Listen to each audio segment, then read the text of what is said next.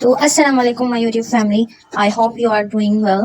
सो आज मैं आपको विटामिन ई जो सीरम है वो बनाना बताती हूँ कि मैं घर में किस तरह से यूज़ करती हूँ। तो ये ऑरेंज पील थी जिसे मैंने रोज़ वाटर में भिगोकर 6 घंटे के लिए रख दिया था। तो और फिर मैंने इसे ब्लेंड कर लिया है और इसमें पानी जो है ना वो रोज़ वाटर है। अब आगे का प्रोसीजर मैं इसमें इसको छानने के बाद फिर बताती हूँ। कपड़े के अंदर हम इस वजह से भी नहीं कर रहे क्योंकि कपड़ा साफ अक्सर नहीं होता। कपड़े के अंदर कुछ ना कुछ डस्ट होती ही है, इस वजह से हमें स्टेनर यूज कर रहे हैं। ये देखो सारा एक्सट्रैक्ट मैंने बहुत ही स्क्वीज करने के बाद मैंने ये सब निकाल लिया है। मेरे पास इतना मतलब इसकी क्वांटिटी आई है, मतलब थोड़ा सा विस्कस ही है, बहुत ज्यादा ये बहुत ज्यादा बिल्कुल पानी जैसा नहीं, लेकिन थोड़ा सा गाढ़ा है। तो यही हमें चाहिए, यही हमारी इस रेमेडी का मैजिक इंग्रेडिएंट है, मैजिक इंग्रेडिएंट। अब हम आगे बढ़ते हैं, जो हमें आगे चीजें डालनी है वो उन्हें डालना स्टार्ट करते हैं। सबसे पहले मैं डालूंगी एलोवेरा जेल, इसी को ही ले लेते हैं। सबसे पहले एलोवेरा जेल तकरीबन 1 चम्मच के बराबर, ठीक है। इसे हम सबके साथ मिक्स करेंगे। और अभी मैं डालने लगी हूँ तकरीबन, ये चम्मच थोड़ा सा बड़ा है तो मैं इसके 1.5 चम्मच डालूंगी। अगर आपको सूट करता हो तो आप 2 चम्मच भी कर सकते हैं। ग्लिसरीन, ये 2 चम्मच ग्लिसरीन डाली है ये मैंने। ये इस तरह की बॉटल में पंसारी की दुकान पे मिल जाती है, आराम से आप वहां से भी ले सकते हैं। ये भी अच्छी होती है, नहीं तो आप ब्रांड की यूज करें तो ब्रांड की भी यूज कर सकते हैं, जो आपको इजीली अवेलेबल हो और जो आपको ठीक लगे यूज करना। उसके बाद मैं ये विटामिन ई के 3 कैप्सूल्स हैं, इन्हें डालूंगी। सो हम इसे 1 बाय 1 कट करते जाते हैं और डालेंगे इसके अंदर। बहुत अच्छे से हमें इसके अंदर से डाल देना है ताकि कुछ भी एक भी ड्रॉप हमारा जाया ना हो, ठीक है। ये हमारा चला गया दूसरा कैप्सूल, गया तीसरा तीसरा कैप्सूल। बहुत अच्छे से डालना है, किसी भी चीज को जाया नहीं होने देना।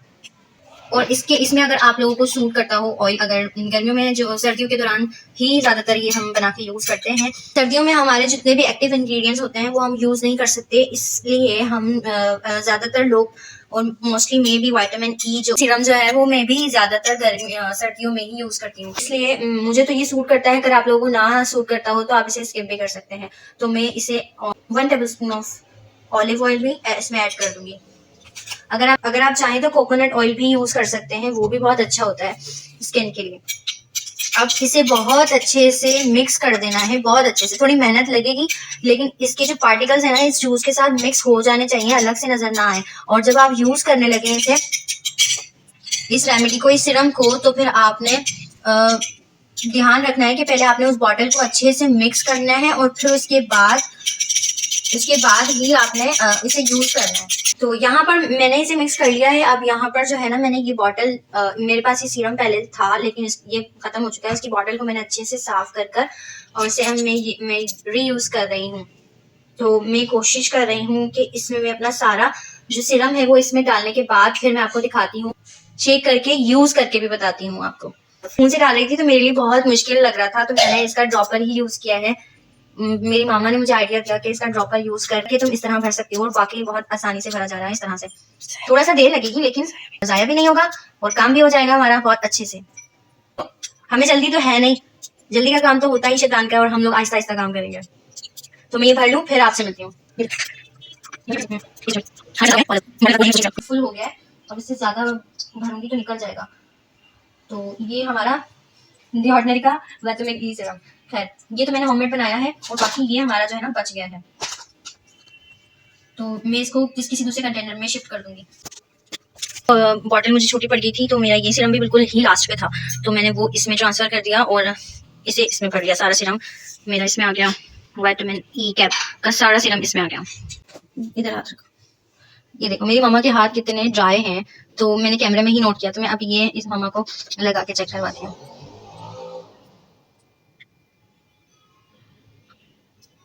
देखो इसकी कितनी रनिंग कंसिस्टेंसी है, और ये फौरन से ये एब्जॉर्ब भी हो जाएगा, फौरन एब्जॉर्ब हो जाएगा।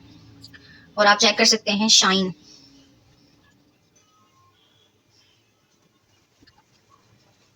सिर्फ 2 ड्रॉप के अंदर इतनी शाइन है। ये देखें, ड्राइनेस चेक करें, डिफरेंस, लाइव डिफरेंस चेक करें बिफोर आफ्टर। अगर आप इसे डेली यूज करते हैं रात के टाइम, अगर घर में हैं तो दिन के टाइम भी कर सकते हैं, चूल्हे के सामने ना रहें, और अगर आप रात में यूज करते हैं तो बहुत ज्यादा अच्छे रिजल्ट्स मिलते हैं, क्योंकि रात के टाइम हमारी जो स्किन है ना वो नेचुरली एक्सफोलिएट हो रही होती है, बहुत सारी मेंटेनेंस हो रही होती है हमारी स्किन के अंदर, बॉडी के अंदर। मामा देखो और भी यूज कर रही हैं। इसे आप अपने हैंड्स पे भी यूज कर सकते हैं। मोस्टली वैसे तो मैंने ये फेस सीरम ही बनाया था फेस पे यूज करने के लिए, लेकिन आप इसे हाथों पैरों पे भी यूज कर सकते हैं।